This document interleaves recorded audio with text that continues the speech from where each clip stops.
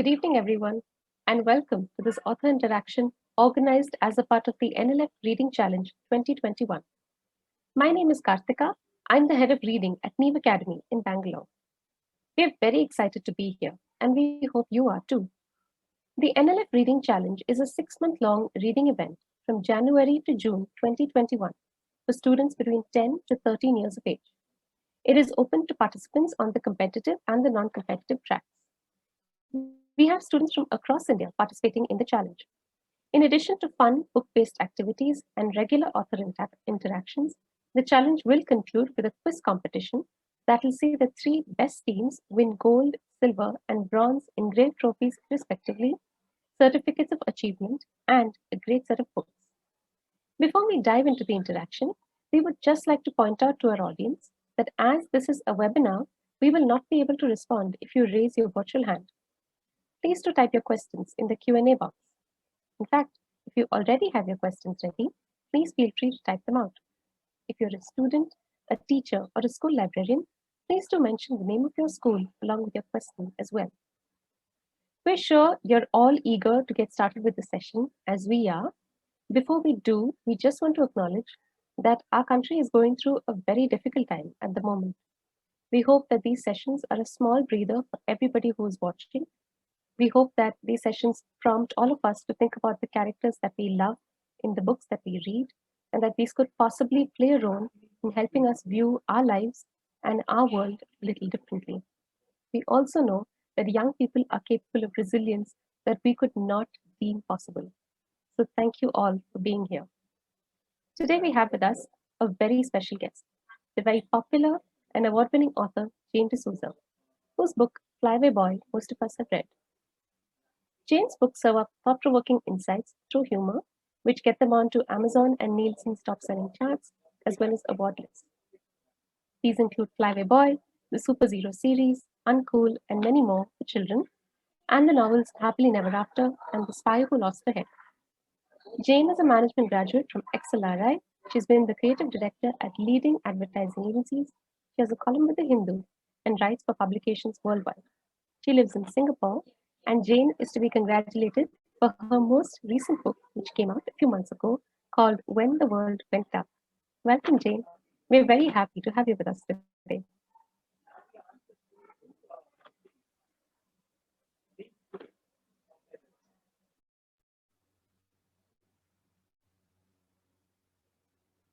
Thank you, Karthika.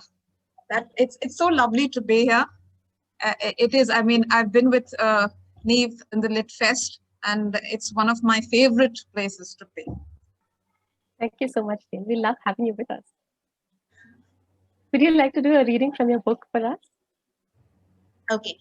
To start with, before I read, I'd like to set some kind of context, because I've been pulled into this really dark space, and I know that a lot of us have, because of the wave and the COVID and what people are seeing.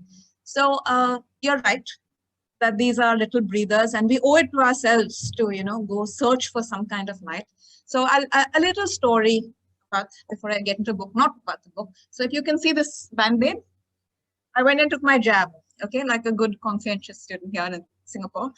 And as I sat there tensed up, and there was this Malaysian lady who was giving me the jab. And when she did this, I said, oh, the first thing I thought of, oh, we were both chatting. And I said, she's really causing, I mean, she's hurting me. She's doing it so badly. And then I just, in a flick of a moment, I put myself in her shoes and I said, she's been doing this from the morning, and she's been doing it continuously, person after person. Imagine, my discomfort, imagine hers.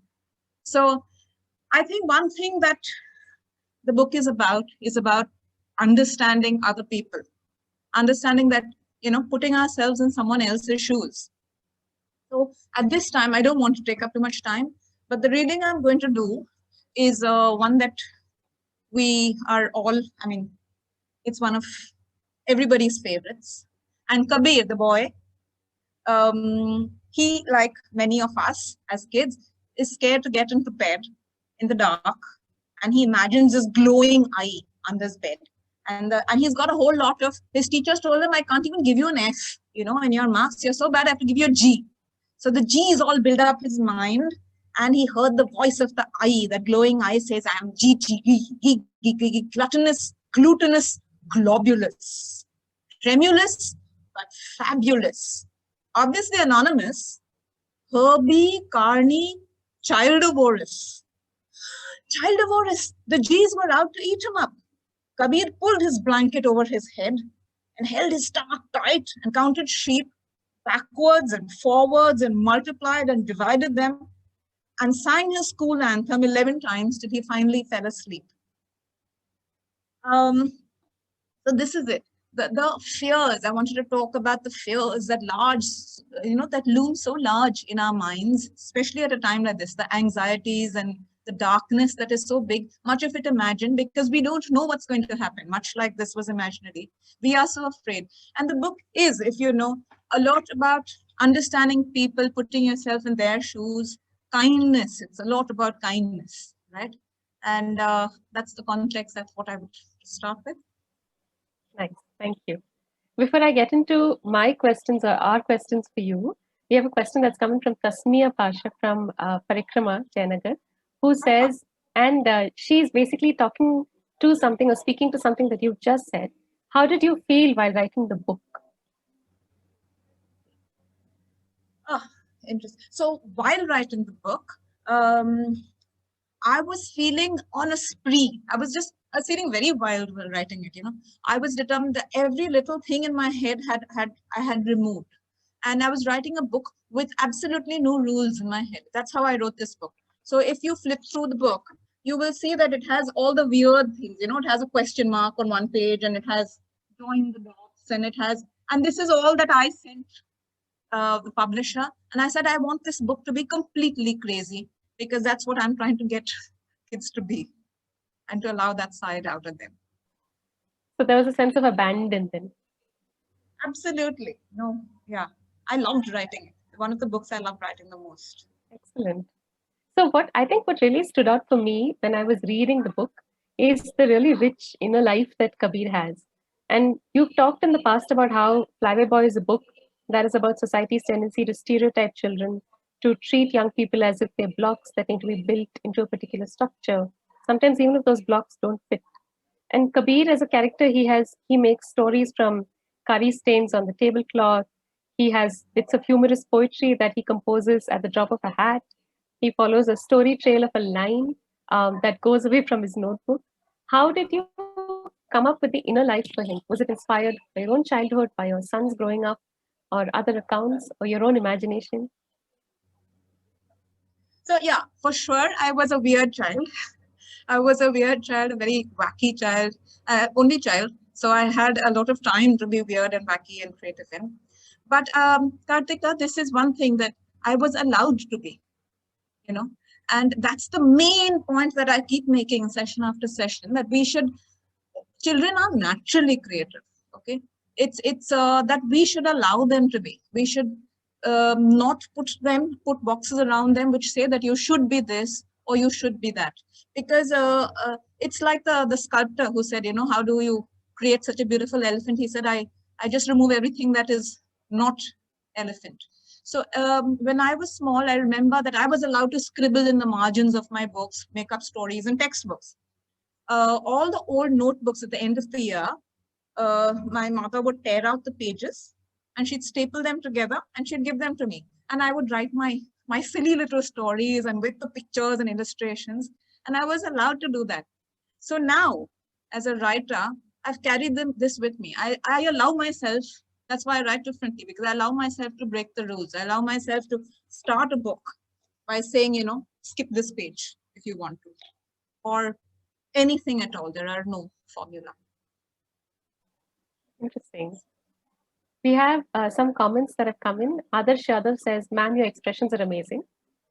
Arya Krishna Gopal says, hi, ma'am. Hi, Jane auntie.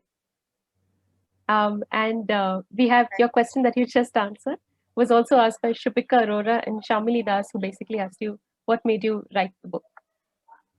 Okay, so I hope that's answered. Oh, no, not really, is it? No, it is. Shamili was, okay. I think so. made me write this book? Yeah, this book is my frustration, Shamini, Arya, with systems that are not allowing children to be children and to be, like Kartika's got all these different colors behind her.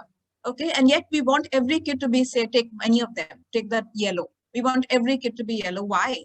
So it was so frustrating that I decided to write a book that shows that everyone has something special and unique. It's not that you have to be this and you have to be a scientist or an engineer and that's the only way you can live. It's not. I mean, life is too short and so too wild and fabulous to devote yourself. Excuse me, it's dark here, so I'm going to pull the curtain. Yes. Nice amount of light on your face now. Yes, there we go. Yeah. So, Jane, I also wanted to ask you, this is something that comes from something that you just said. So you said you were an only child and your parents sort of allowed you to, be your creative self and not kill the creative spirit. But in this time, we've been living through a pandemic. There are children who haven't visited their school all year. They've been attending classes online. Do you feel like children who are like Kabir, who are able to sort of keep themselves occupied, who have a really rich sense of imagination, are able to cope with these sort of circumstances easier? In your interactions with children over the course of the year, what sort of responses have you seen from children on how they have been able to maintain their sense of emotional health and emotional well-being? It's been tough. Okay, so it's been very tough. These online sessions, many parents don't even allow their kids into because they said, from 9 to 5 or 9 to 3, you're in a school session, so you don't do anything else. But as you mentioned, children have resilience. And once again, the main thing I see and I'd like to stress here is that don't box yourself, and don't put any kind of structure either on yourself or if it's a parent into your child's life, and don't compare, don't judge yourself, because don't say that, okay, so Aryan is doing a coding class. Oh my God, this is what I should be doing in this time.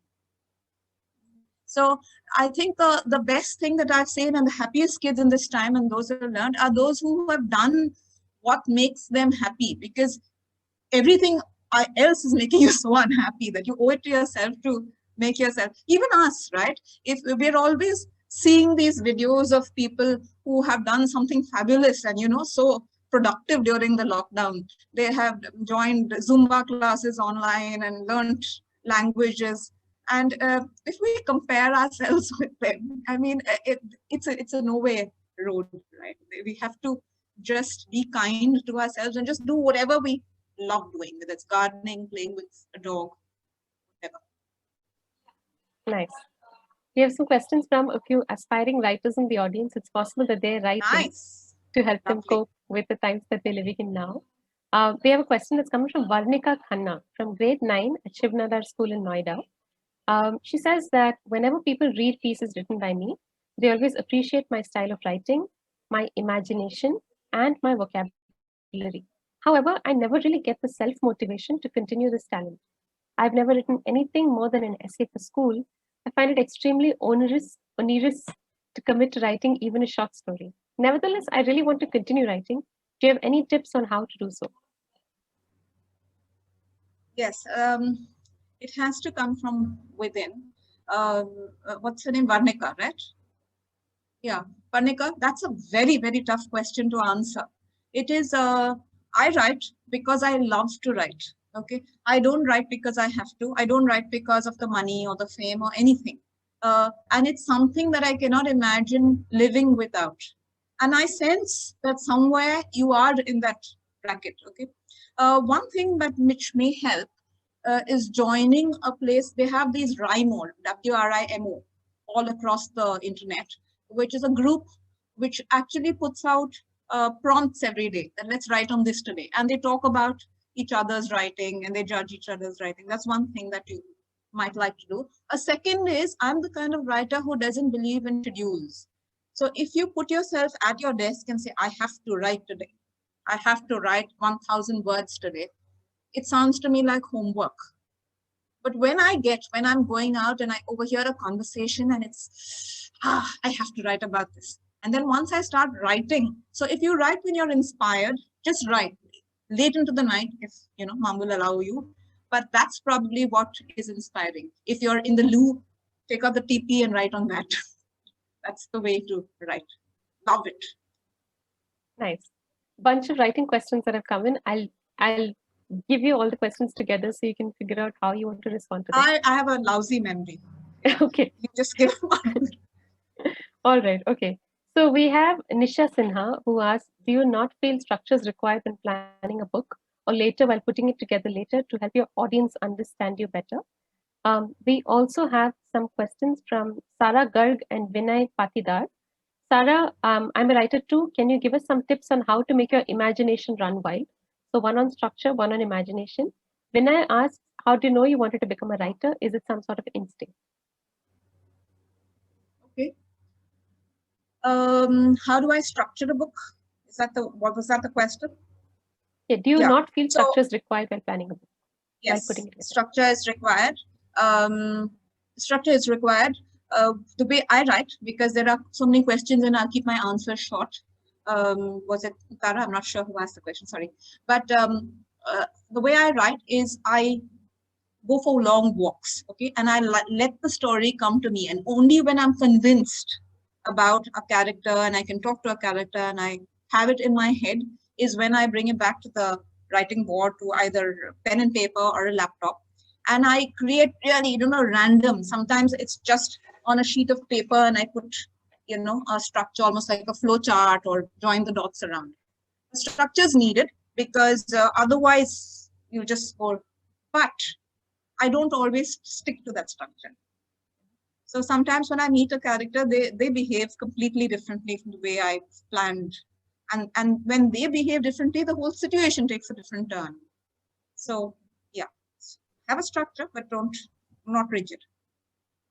Next question, please. I told you I have goldfish memory. Tips for writers to make their imagination run wild, and what made you become a writer? What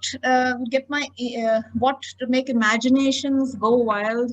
There are many writing prompts, like I told somebody else, is firstly, remove the blocks, remove all the should nots. Okay, the minute you start writing, like I say, somebody wrote about long extinct dinosaurs and bringing them back to life. Okay, this became a huge hit, Jurassic Park and Jurassic World. So if you are to put the should nots into your mind, and then you'd say, oh, but nobody will believe a story. These are fossils. Science tells you that you can't even remove the DNA, all that. Remove everything that tells you you're not supposed to do it. And just go by. There are many writing prompts. You can just look out and the first thing you see, and then second thing you see, connect them both and write something about them. You'll find many like that off the net. But the main thing is just remove the 1 + 2 = 3 in your head. I'm sure all of them are making furious notes of everything that you said. My God, don't sue me. Okay, yeah. And what inspired today? What inspired me to be a writer? Did I always want to be a writer? No, I did not know. I could not see the future. I wanted to be all sorts of things, including all the usual. I wanted to be a pilot, a train driver, everything that everybody wants to be. But I always did write. I expressed myself better. I think I write better than I speak. And I started telling stories, writing articles. A friend and I used to travel across Bandipur, across the forests outside Karnataka and write about it. We were chased by an elephant once. And so this is the way. Some people sing, okay? Some people are good at math. I think this is the way I face the world, I write. Wise words, Jane. Everybody to come away with. I want to ask you now, since we are talking about the writing process, towards the end of the book in Flyaway Boy, when you say that the magic begins, the real type of magic that you see every day and don't notice, it feels like everybody who was close to Kabir imbibed a little bit of his spirit in the time that he was gone. Was this something that you had planned when you started writing it, Or was it a resolution that you knew would happen in this way, or did it come about when he went missing, or how did that come about? No, Kartika. I'd love to say, like somebody asked me, that I had planned it all along, but I did have a structure for the book. But midway, when Kabir disappears, at that point, I realized if I'm writing a book about creative thinking, it has to demonstrate that, right? So the resolutions I had, I struggled to come up with a resolution. And I said it has to demonstrate the creative. It can't be just a normal, flow. So at that point, what is creative thinking? There is no one solution. Everybody has a right to their solutions. Everybody has a right to say, you have to think of the other person and how they would react, right? And it's all unexpected. Okay, creative thinking is wild and crazy. So I put that everything together, and it took quite a few walks. I mean, I might have lost a bit of weight too, hopefully, while doing that, to actually get to that little trick that happened suddenly, the magic. Well, it worked out very well for the book. Thank you. We should all be grateful for your long walks, I'm sure.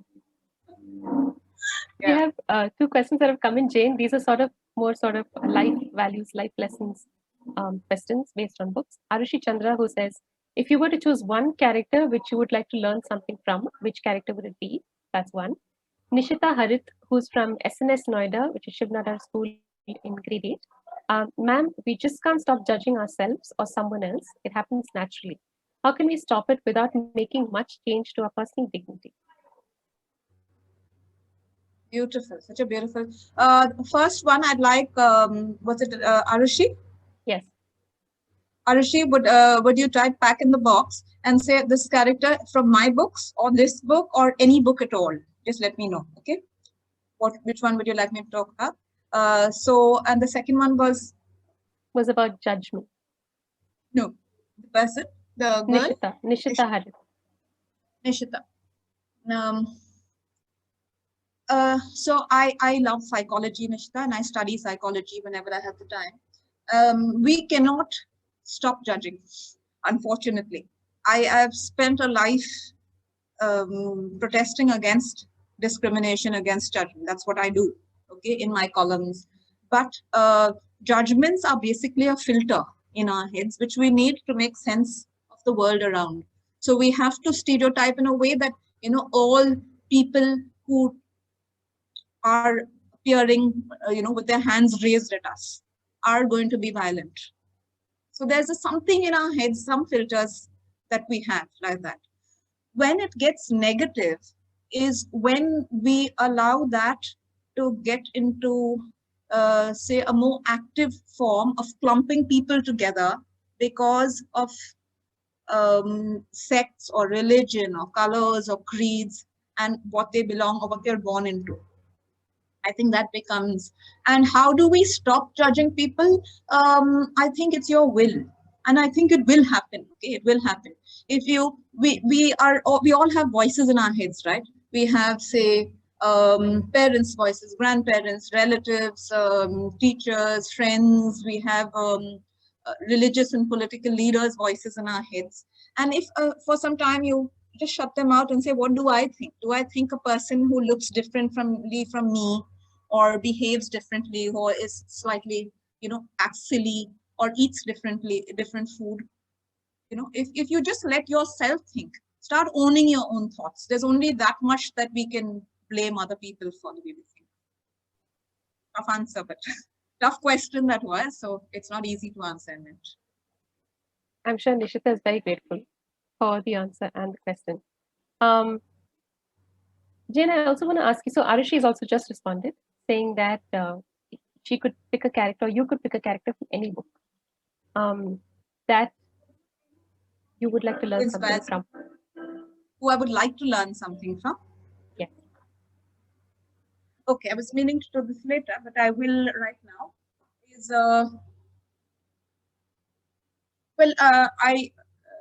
This is a book that I've grown up with. This is a series I've grown up with.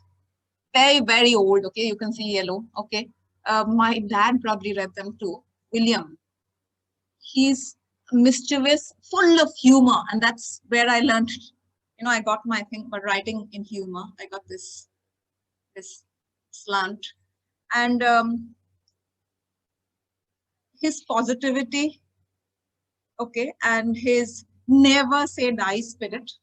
I would love to have that. He's an 11-year-old boy, but if I could choose, I would like to be in William's always rolled down socks. Excellent. I'm sure a lot of people who've not yet checked out William will go and check out William now after this. Oh, I don't know. It's very, very difficult English for nowadays, but it's absolutely delightful. I can't stop. I mean, laugh a page. Okay. Nice.